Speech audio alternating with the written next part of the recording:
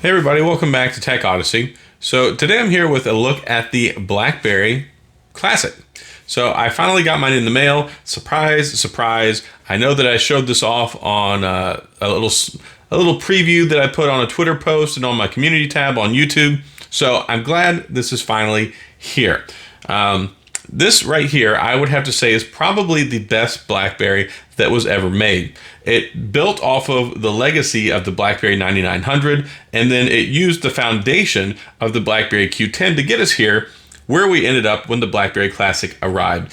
Bigger screen, bigger keyboard. We got the tool belt back. Yeah, baby. Because that was something that really was, missing on the BlackBerry Q10. And then they just did a great job refreshing the design. If you watch the launch of the phone, whenever they announced it and everything, basically they put it next to a 9900, and you could see it just kind of elongated the screen and effectively still looks the same, except it's running BlackBerry 10 and it has the latest and greatest features for when this was made. You've got the touchpad, which is iconic. You've got the amazing QWERTY keyboard, and it's just a fancy, phenomenal phone and the best communication tool that I think has ever been designed in the history of mankind.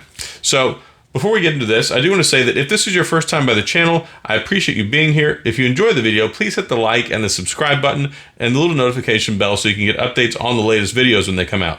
Now, let's take a look at the BlackBerry Classic.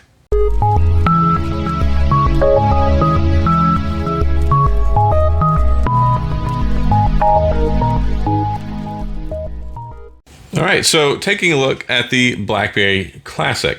Now, like I said, this, in my opinion, is the best BlackBerry ever made. It may not necessarily be my favorite, but I think that it's the best, and I think that some people will probably agree. Now, this was the upgrade over the BlackBerry 9900 that everybody wanted. Probably the most iconic and best BlackBerry ever made. Prior to this, being the 9900, I never actually had one. I had a small generational gap there where I ended up with an iPhone while I was deployed because I wanted to be able to use it for like the internet and for messaging and things like that. Things I couldn't use the BlackBerry phone for, and BlackBerry 10 wasn't out yet. So I had a little bit of gap there, but I appreciate and understand why people love the 9900 so much. It was around for so long. And it still, there are people using them today.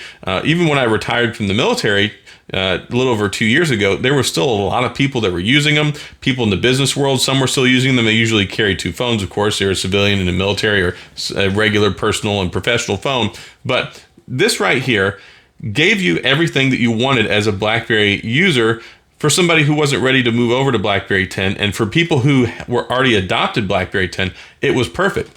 It gave you the toolbar again, or the tool belt as people call it. You got the trackpad in the center, the iconic feature that had been there for so long. You had the trackpad before, you had the trackball before that, you had the thumb scroller. I remember back on my Pearl, I went through 2 different Pearls that I had because I blew out the trackball. And it was just such a necessity on a BlackBerry phone. You could do things so efficiently with it. So when we had the Q10, not having that, yeah, it was kind of a loss, and there were people that didn't understand why they went without it. It was kind of essential. But otherwise, the specs are the same essentially as the Z10 and the Q10. We have the same Qualcomm processor, 1.5 gigahertz, dual core, 2 gigs of RAM. They didn't really do anything fancy with it. Still the same 8 megapixel camera, but this was really built around the entire BlackBerry experience. Now, I think that when they created the Q10 originally, they thought we don't need the trackpad and all that because we've got this cool everything touch and swipe gesture interface. Now people will just use that, but it still felt like it was lacking a little bit and missing. And now having all of these buttons just made the entire experience complete. And unfortunately, it came out kind of late in the development cycle. It was really, I think, the last legitimate effort that BlackBerry made to try and get people to use BlackBerry 10 because they knew that the people that relied on it and used it and loved it, of course, were business professionals, and of course, a lot of them were still holdovers and using the old system. And it wasn't just getting people to adopt the phones. BlackBerry was built on their enterprise servers, and the new enterprise server originally only worked with BlackBerry 10.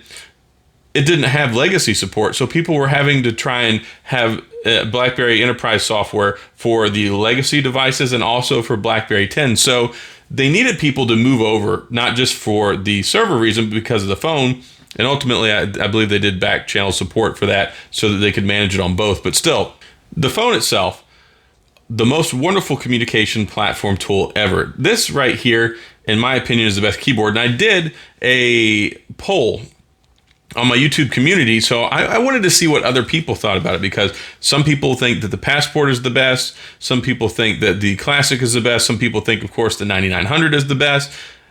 There's a lot of people and popular opinions out there because so many of the keyboards are so well loved, and of course I love my Q10. This is my fourth Q10, by the way, that I have here, the white one, which of course I already made the video on. Totally love this phone, especially in this white and gold. I don't want to steal the show with this, y'all can go take a look at it, but this one right here, I could type like a dream on this thing. So fast, didn't even have to look at the keys. You have the larger keyboard than the Q10. It's stretched out, a little bit wider, larger screen. It had everything that you could possibly want. It was so efficient and so great to use, and I appreciated the screen real estate too. Even at 3.5 inches, the 3.1-inch screen that the Q10 had was fine, because that's all we had, you know, if you were an adopter of BlackBerry 10 early on. But when they came out with this, it gave you everything that you wanted and needed, because really the BlackBerry Q10, the screen was a little small. It was fine for the BlackBerry 9900 and earlier devices because they weren't so much used for media consumption. They weren't so much used for apps. You really need a little bit more screen real estate there, and I was really happy that they went ahead and they did that. I'm not going to go into the operating system too much because, of course, everybody who's probably watching this video now, I doubt there's a whole lot of people out there who are looking at this saying, what is this BlackBerry Classic that he talks about? Is this a new phone? This is not a new phone. It's been out for like 5 or 6 years. So I just wanted to take an opportunity to talk about it, have a look at it. I know that a lot of the people that are watching these videos, it's not so much that I'm so much doing a product review, which I'm going to do one, but I really just love this phone. I'm glad that I got it in. I did a poll last week as well, saying I was getting a surprise device. Of course, the 3 options were the BlackBerry Classic, the BlackBerry Dev Alpha B that I got, and then also a Porsche device. The Porsche device is not going to show up. It's outside my pay range. I have to pay for all these out of my pocket. But with this one right here, I actually bought that right after the poll, and I didn't want to go back and say that I got this too. I went ahead and made a surprise post later with it that was not part of that, but super happy to have this. Glad to have it in my collection again. Like I said, I wish I had held on to it before. I had the black one, the white one, the blue one, that cobalt one. I didn't realize right now how elusive that was going to be now. I looked on eBay and somebody's selling one for like $300. And I seriously thought about picking it up. I mean, just because, but I just can't bring myself to at this point because this is not probably going to be my daily driver. And I'm probably not going to get too much use out of it until I go back to work. I carry 2 phones all the time. I'm not texting anybody right now.